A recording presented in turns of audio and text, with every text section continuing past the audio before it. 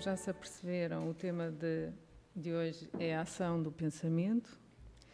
E antes de começar, eu se calhar ia convidar-vos a imaginar o que seria uma vida sem pensamentos. Parece que até é impossível, não é? Pelo menos eu não consigo conceber isso. Sem dúvida que para um ser humano isso significaria uma vida sem qualquer tipo de existência. Pensar é algo extremamente natural e intrínseco a cada ser humano, tal como voar será para os pássaros ou nadar para os golfinhos. A verdade é que muitos de nós ainda pensam sem saber propriamente da natureza deste ato que é de pensar. Pensar pode ser trivial, mas é um tanto difícil pensar acerca do pensamento. Então, a primeira questão que se coloca é: o que é o pensamento? Quais serão as suas características? Então, a neurociência, a psicologia e a filosofia, talvez numa tentativa de encontrar uma definição universal, dão-nos a ideia de várias perspectivas do pensamento, cujo objetivo será orientar-nos para as consequências desse mesmo ato de pensar. E a primeira grande conclusão é que o homem goza de liberdade ilimitada no pensamento. Isto até parece que é verdade. No entanto, temos que ter em atenção que a liberdade termina na dimensão da nossa ignorância.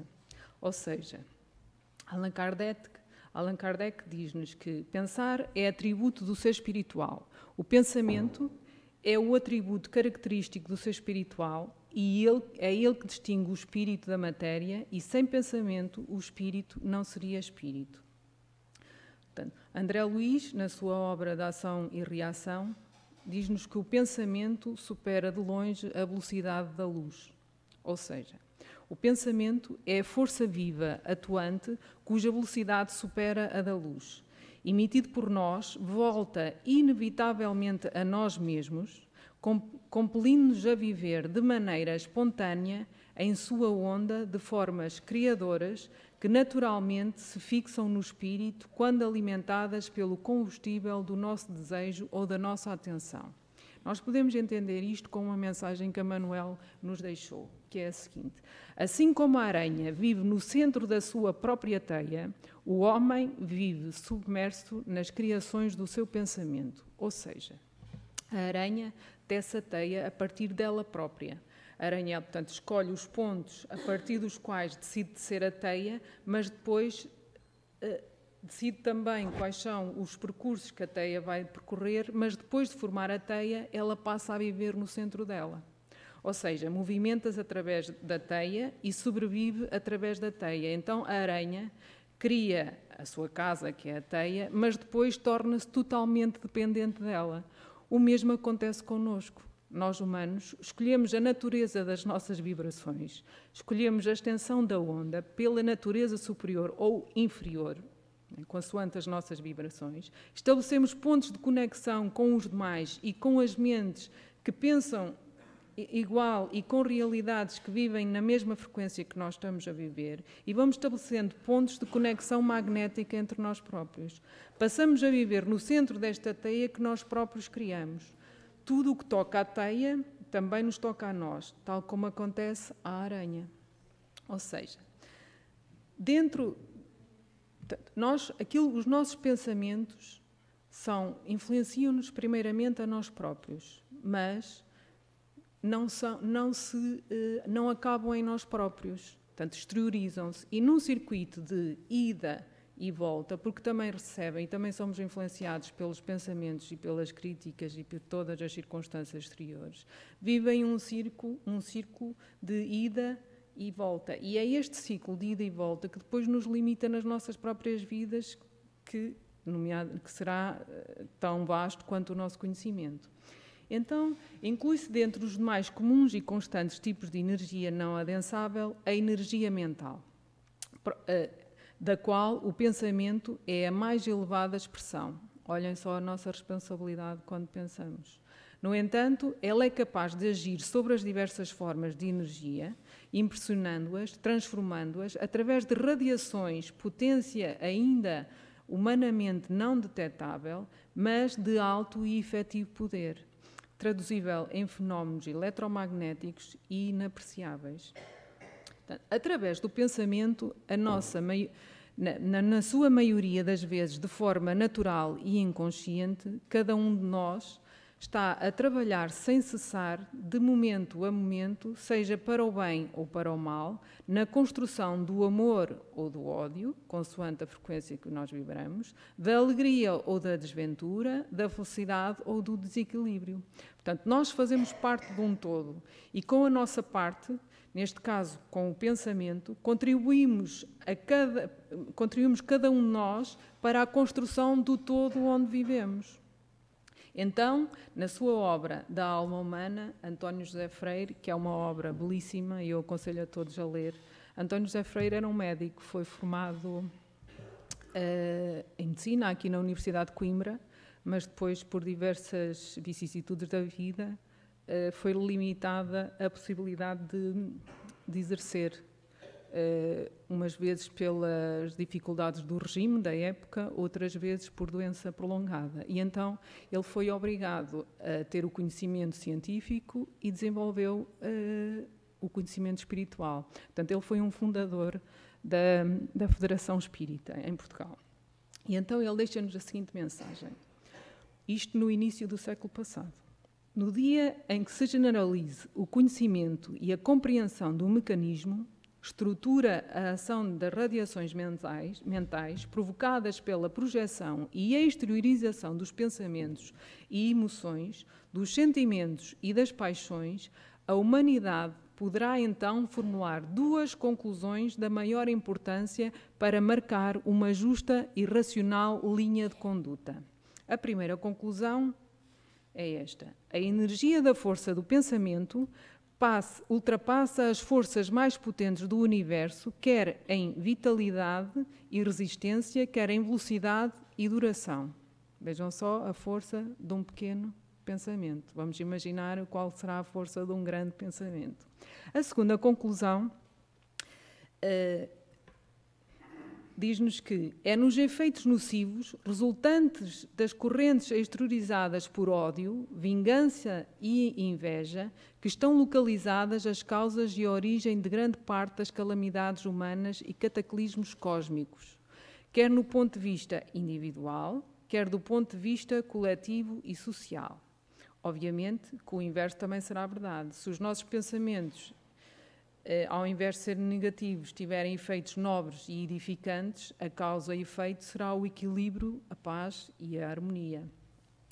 Em muitas das vezes, em momentos de caos que acontecem nas nossas vidas, os momentos de caos que acontecem nas nossas vidas nada mais são que um pedido de socorro para alterar a nossa forma de viver e até de pensar, evocando uma reforma íntima e urgente.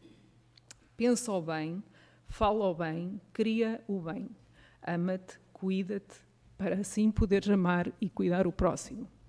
Isto acontece muito em situações extremas de uma doença, por exemplo, que, como sabemos, a doença tem por base o início no campo espiritual, em que o campo magnético começa por ficar debilitado e transporta para o corpo físico essa deficiência, e é nestas circunstâncias em que há uma tomada de consciência e há uma clara urgência e necessidade de mudar. Então é aqui que o Espiritismo surge e se vinca. O Espiritismo vem-nos trazer importantes ensinamentos acerca do pensamento, sobretudo da sua influência extrema e importância nas nossas vidas.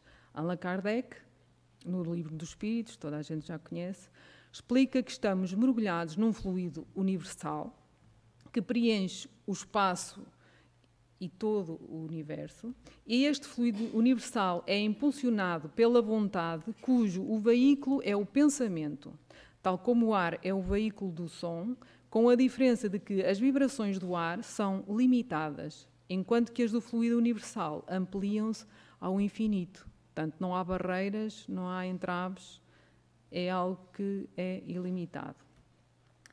Também na sua obra, O Livro dos Espíritos, fez ainda a seguinte questão: interferem os espíritos nos nossos pensamentos, palavras e atos? E os espíritos responderam: mais do que supondes, a ponto de que somos nós que vos conduzimos.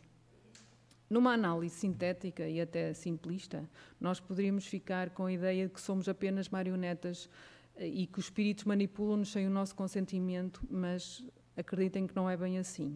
Analisando bem, nesta resposta, os espíritos deixam perceber que, face às nossas vibrações e ao nosso campo magnético, à nossa conduta e aos nossos pensamentos, atraímos espíritos semelhantes e então acabamos por ser influenciados e inspirados, seja para o bem ou seja para o mal.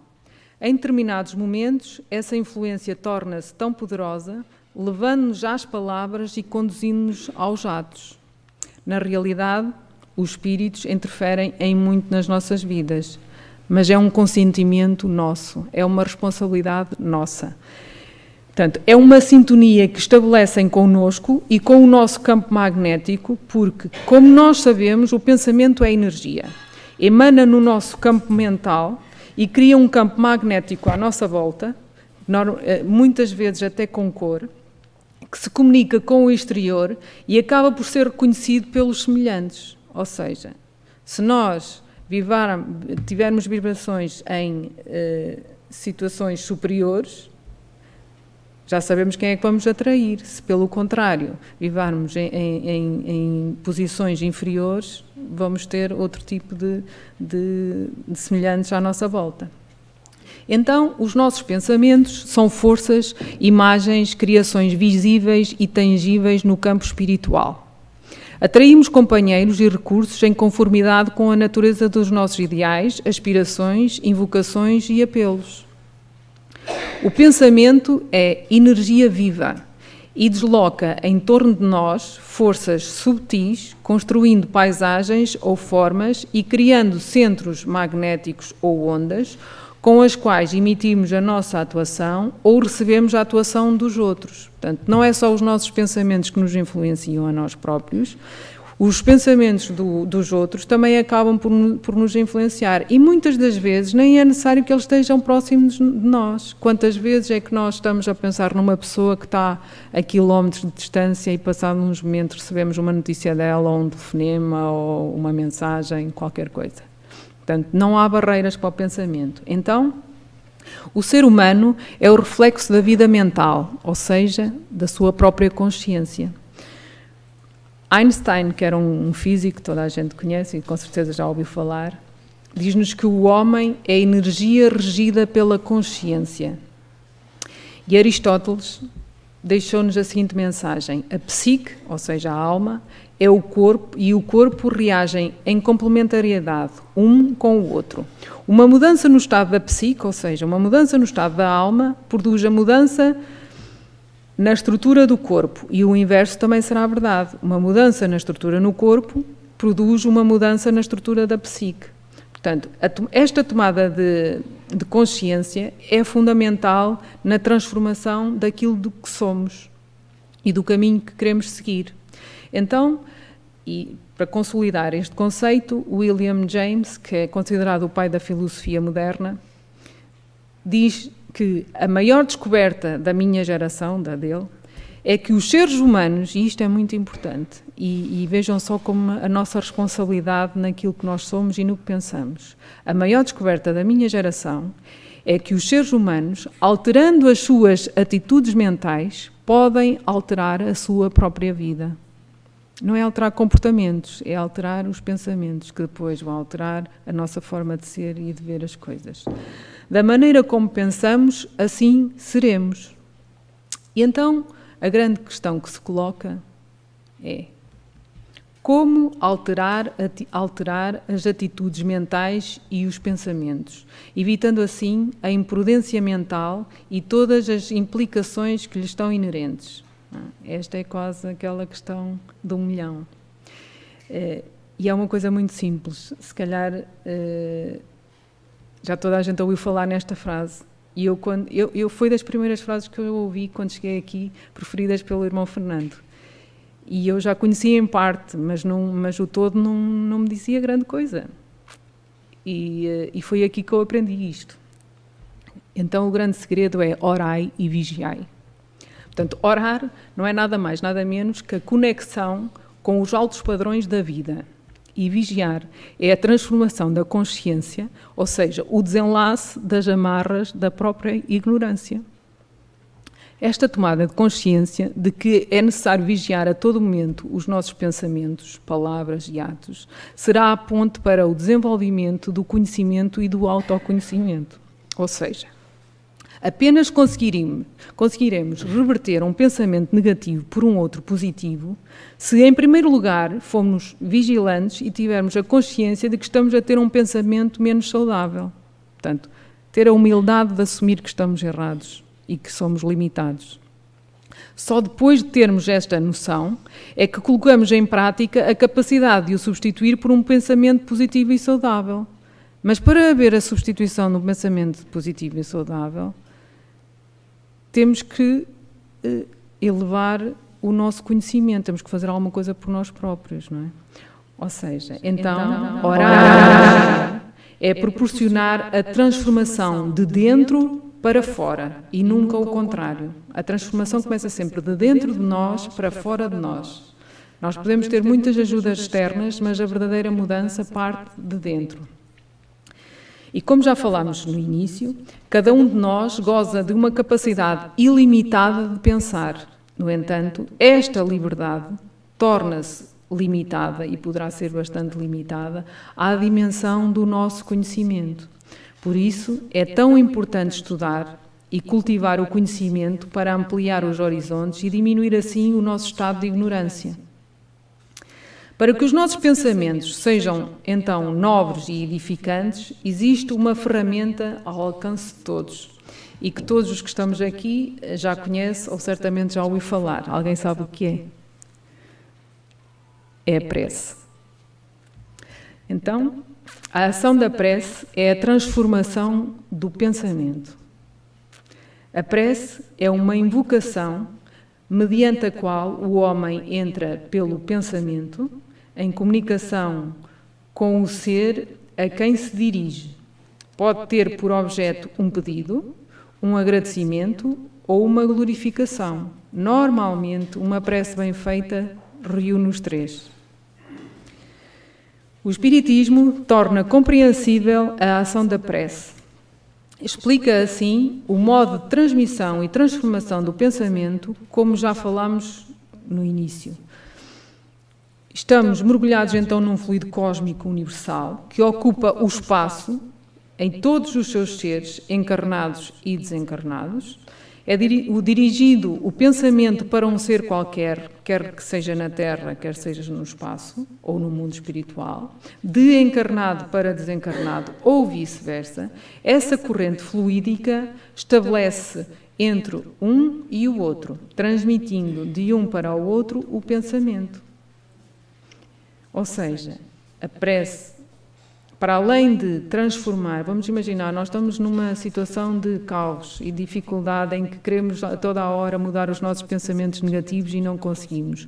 Nada nos impede, independentemente do sítio onde estejamos, nada nos impede de, por momentos, fazer uma pequena oração. E vamos ver que logo a seguir tudo fica mais tranquilo e provavelmente até virá um flash com uma... não diria solução, mas algum caminho orientador. Então, a energia da corrente guarda a proporção com o pensamento e da vontade. É assim que os espíritos ouvem a prece que lhes é dirigida, qualquer que seja o lugar onde se encontrem. Lá está. O poder da prece está no pensamento. Independentemente das palavras, do lugar ou do momento em que seja feita. Portanto, nada nos impede de estar numa fila e podermos orar e reverter aquilo que nos vem ao pensamento. Pode-se, portanto, orar em toda a parte e em qualquer hora, a sós ou em comum.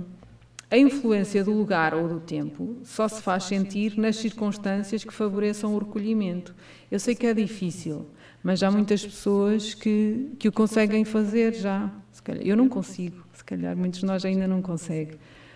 Mas independentemente do lugar, podem prender-nos, atar-nos as pernas, os pés, mas a liberdade do pensamento e a liberdade de orar ninguém nos pode tirar.